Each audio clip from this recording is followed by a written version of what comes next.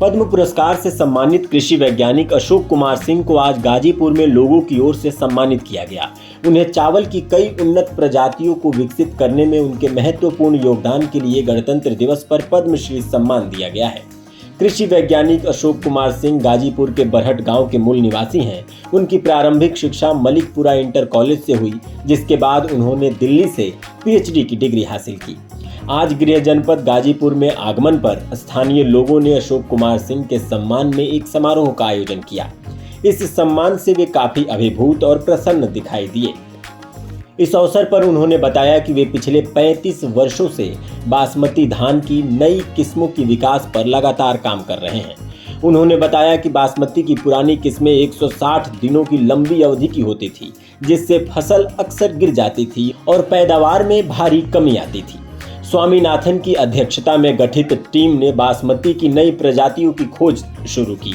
इसके परिणाम स्वरूप 1989 में पूसा बासमती और बाद में 1121 जैसी किस्में विकसित की गई। इन नई प्रजातियों से प्रति हेक्टेयर 60 से 70 क्विंटल धान की उपज मिलती है और ये कम समय में तैयार हो जाती हैं। वर्तमान में ये प्रजातियां 30 लाख हेक्टेयर क्षेत्र में उगाई जाती हैं। इन उन्नत किस्मों के आने से किसानों की संपन्नता और आत्मनिर्भरता में उल्लेखनीय वृद्धि हुई है। डॉक्टर सिंह ने बताया कि बासमती की नई किस्मों का योगदान किसानों की आर्थिक स्थिति सुधारने में बहुत अधिक महत्वपूर्ण भूमिका निभा रहा है। इसके अलावा प्रतिवर्ष 50,000 करोड़ रुपए का चावल निर्यात होता है, जिससे किसानों को बड़ा आर्थिक लाभ मिलता है। भारत सरकार ने इन्हीं महत्वपूर्ण कार्यों को देखते हुए उन्हें पद्मश्री सम्मान से नामित किया और पुरस्कार उन्हें राष्ट्रपति के हाथों प्रदान किया। भारत सरकार ने इन्हीं महत्वपूर्ण कार्यों को देखते हुए उन्हें पद्मश्री सम्मान के लिए नामित किया है। ये पुरस्कार उन्हें राष्ट्रपति के हाथों प्रदान किया जाएगा।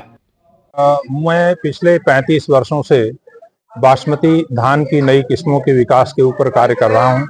जैसा कि आप जानते हैं, बासमती चावल की जो पुरानी किस्में, परंपरागत किस्में हैं, वो बहुत लंबी होती हैं।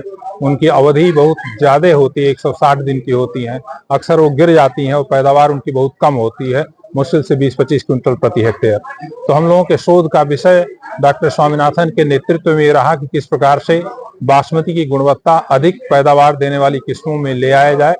उस दिशा में प्रयास करते हुए पहली किस्म बासमती की पूसा बासमती 1989 में आई, फिर 2003 में पूसा बासमती 1121 आई।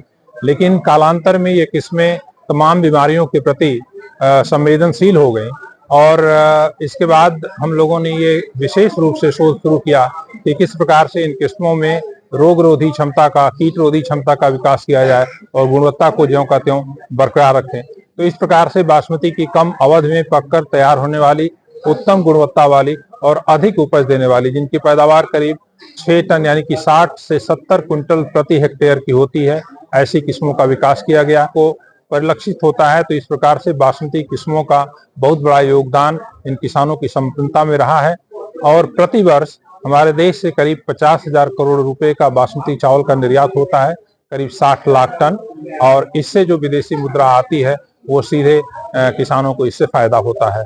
तो इस मेरे कार्य के लिए भारत सरकार के द्वारा मुझे पद्मश्री के लिए चयनित किया गया है और मैं विशेष रूप से भारत सरकार का आभार व्यक्त करता हूं। माननीय राष्ट्रपति जी के द्वारा पुरस्कार आगे आने वाले होने कार्यक्रम में दिया जाएगा और इसी उपलक्ष्य में गाजीपुर जिले के सम्मानित जनता के द्वारा जो सम्मान समारोह का आयोजन